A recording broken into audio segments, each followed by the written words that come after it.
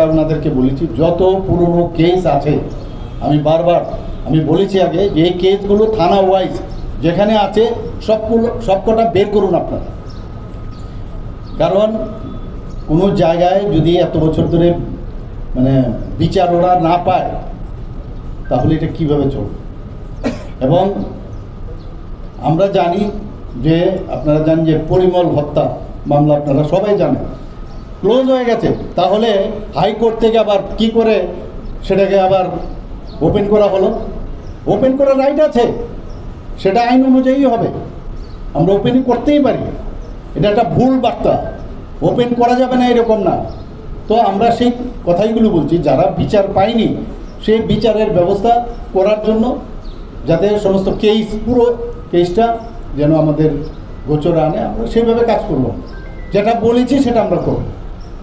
আজকে সেই বিষয়গুলো বলা, নিজেকে যখন হাসির খোরাক করে তোলে নিজে কেউ, কম্পিটিশন হচ্ছে। তো আমার মনে হয় আগেরকার যিনি মুখ্যমন্ত্রী ছিলেন এবং বর্তমানের মধ্যে একটা কম্পিটিশন লেগে যাচ্ছে, কে আবল তাবল বেশি বলতে পারে। মাকাল ফল হিসেবে নিজেকে কেউ যদি উত্থাপিত করেন, আমাদের কি বলা রয়েছে? Fact of the matter is,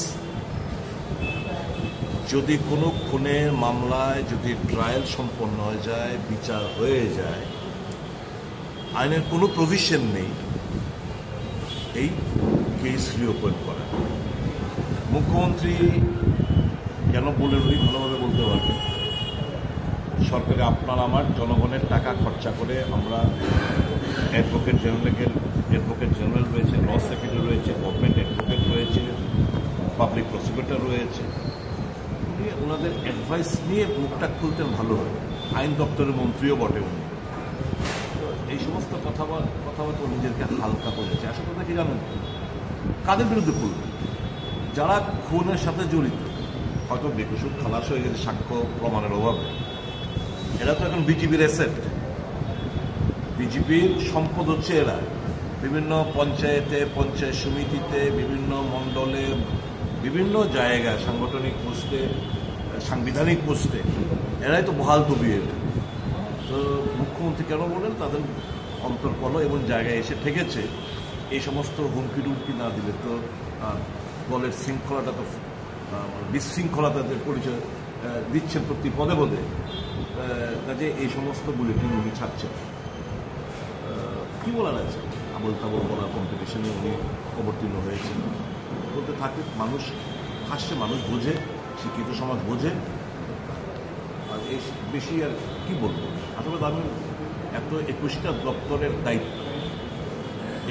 দপ্তরের দায়িত্ব বলছে মেডিকেল হাব, বলছে এডুকেশন হাব। মানুষ বিনা চিকিৎসা মারা যাচ্ছে, পর্যাপ্ত চিকিৎসা পাচ্ছে না, বিনা চিকিৎসা মারা যাচ্ছে।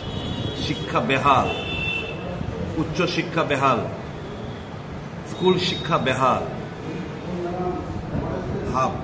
হাব হয়েছে, রেপের হাব হয়েছে ত্রিপুরা, ক্রিমিনালদের হাব হয়েছে ত্রিপুরা, এন্টি সোশ্যালদের হাব হয়েছে ত্রিপুরা। বিজেপির জামানায় এই হাবগুলো ওনারা, হারমাত ভাইদের হাব হয়েছে ত্রিপুরা। এই জিনিসগুলো খুব সুন্দরভাবে ওনারা করতে পেরেছে। ধিক্কার জানাই।